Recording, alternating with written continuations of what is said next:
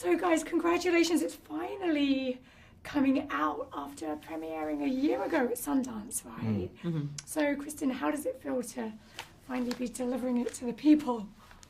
Good. I'm so proud of Sam and Andy. I think it was such a big swing, like an out there idea, an idea that's hard to describe because it is such an acting exercise. It's such an exercise in being human, and even trying to describe the movie tends to sort of start to become the movie, like being like, who are we? Yeah. But who am I? Who are you? Like, yeah. It's about individuality and how unfixed that is, and like, I play a buoy and he plays a satellite.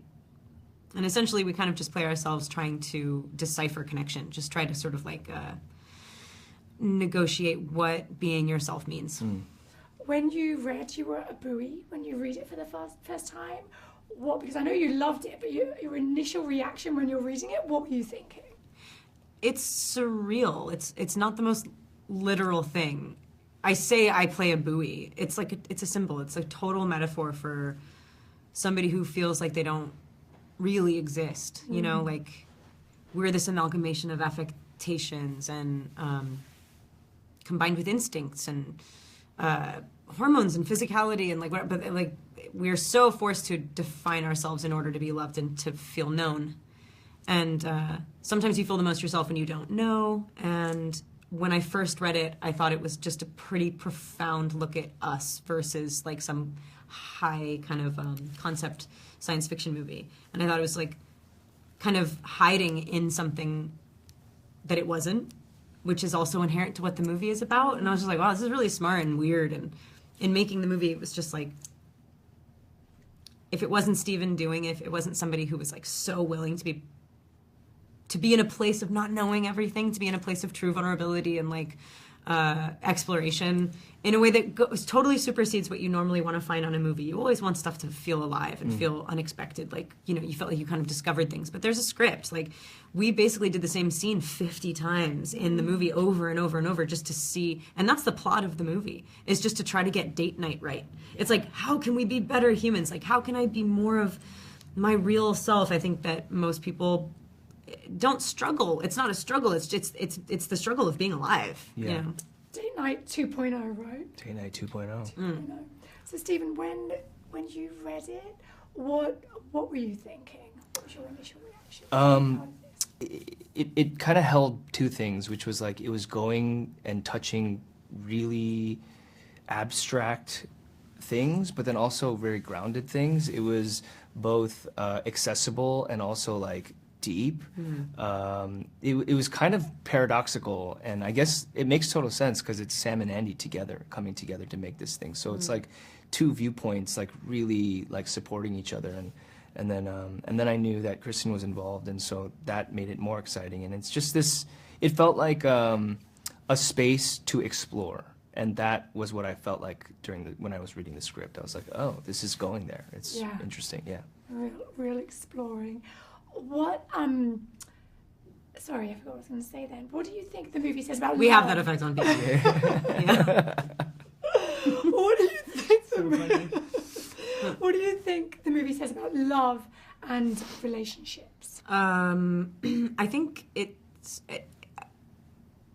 kind of one of those things that like asks more questions than it comes to conclusions. I think it's the movie finds a kind of neutral place in it. It starts off non-existent. It goes through a lot of tumult and conflict, a lot of like identity crisis, existential spiraling from both characters who do finally come together. But I don't think that there is a kind of fixed place for them that they end up. I think that if the movie's trying to say anything, it's that life is in flux. And it's so much more comfortable to be able to like sort of nail things down and be like, this is who I am. You know, his character is named I Am. Yeah. My character is named Me. And those just seem so declarative. And it's nice to know who you are, but it's also, you put an end to any sentence, and that is just inherently done. There's something finished there and fixed, and we aren't done until we're done. So I think just even within relationships, like, I really wonder after me and I am go, hey, what do you want for dinner tonight? And it seems like everything's all good. I'm like, but what are they going to talk about after dinner? Yeah. Like, are they going to be locked in this little reality together forever? And just doing that over and over and over again. Oh, like you yeah. said. I mean, all the wise people that I've talked to and you hear is like, you know, when you're married or you're together with somebody for a long time, like you're agreeing to like be with someone different every couple day. every Yeah. day, hopefully. But then also sometimes like massive changes like every other year, and you're like, oh, this is a totally different person. And it's just kind of agreeing to stick it out too, which is more of a material thing. But then love becomes like, again, like something, how can you describe that? And what about like tech and current technology? Do you think it gets in the way of old school, like old-fashioned dating? I've not experienced tech dating. What do you think? I have no clue. Have you Me neither. experienced that, Kristen? No. Yeah. No, I've done some swiping on my friends' phones, which is fun, but I don't know. I Yeah. haven't experienced it either. I Yeah. imagine it will eventually turn into what it originally was once they fully figure out how to like make it feel that way. Where like maybe you won't be swiping like anonymously. It'll feel like You'll you're be, actually like, with swiping the on. person. Yeah. Maybe yeah. the experience will get to mirror what it used to be. But right now it feels very much in limbo and strange. It's just like a way to go hang out with a random person. It's just sort of rolling the dice every time, right? Yeah, It's like, it's yeah. not like you know you like someone on the app. You have to like get there and go, oh my God, never mind. Or, oh my gosh, what a coincidence. I'm so into you. And it is so unique and so different. But what do you think it says about our future? This is the thing. The movie definitely doesn't, we didn't make this to Yeah. be like, we know about our future. Truly, it's like we're living in a time where fake is really like the new F word. If you were to call me fake, I'd be so offended. Yet, so much of communication is artifice, and if we don't acknowledge that our the ways of communicating on social media can seem inauthentic because it's like this new format, and we're all negotiating how to like utilize it properly and how to be as close to each other as we can.